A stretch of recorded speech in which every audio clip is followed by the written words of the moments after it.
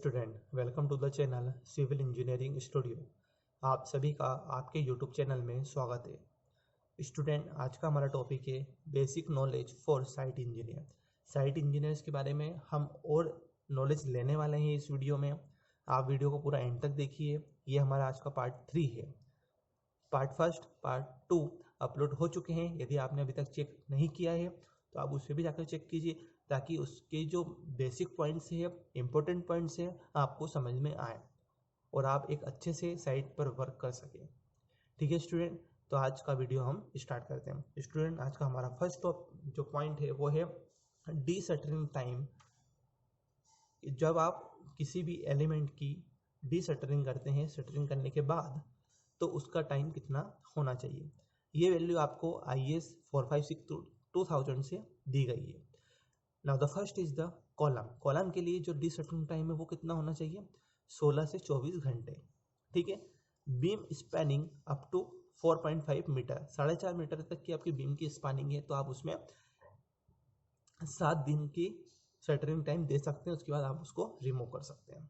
ठीक है। Now the third is the soffit formwork to slab 3 days, soffit formwork to beam is 7 days। ठीक है, इसको आपको याद रखना है। ठीक है, जब आप बड़े बड़े कंस्ट्रक्शन में वर्क करते हैं तो ये सारी चीज़ें आपको वहाँ पर याद होना चाहिए। ठीक है ना, तो उसी चीज़ को ध्यान में रखते हुए आज के हम वीडियो में बातचीत करने वाले हैं। Now the next is the dimension of slump cone. जो स्लम्प कोन टेस्ट होता है, जो हम वर्केबिलिटी चेक आउट करने के लिए करते हैं, उसकी डायमेंशंस कितनी होनी चाहिए।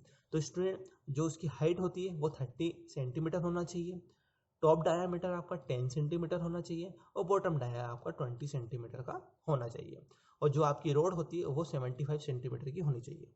ठीक है ना। Slump value for different member. अब जो स्लम्प वैल्यू होती है वो अलग अलग मेंबर्स के लिए कैसे हम चेकआउट कर सकते हैं।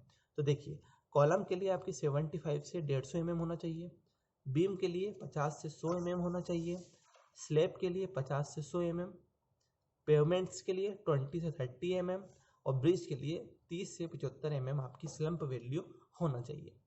ठीक है। Now the next is the angle और स्लोप ऑफ स्टेयरकेस।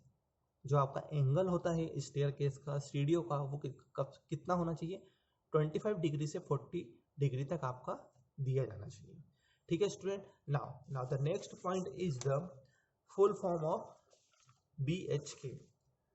BHK का मीन्स, जब भी हम फ्लैट वगैरह लेते हैं तो हम बोलते हैं 1 BHK 2 BHK है, तो उसका मतलब होता है आपका B मतलब bedroom, H means hall, K means kitchen. ठीक है स्टूडेंट, इस तरीके से आप 1 BHK 2 BHK का अलग अलग क्राइटेरिया निकाल सकते हैं। Now the next is the maximum water absorption for first class brick. जो आपकी फर्स्ट क्लास ब्रिक्स होती है उसका वाटर एब्जॉर्प्शन कितना होना चाहिए, 15 सेंटीमीटर आपका फर्स्ट क्लास ब्रिक्स का होना चाहिए वाटर एब्जॉर्प्शन। और फर्स्ट क्लास ब्रिक्स का जो वेट होता है वो कितना होना चाहिए, 3.85 kg। ठीक है।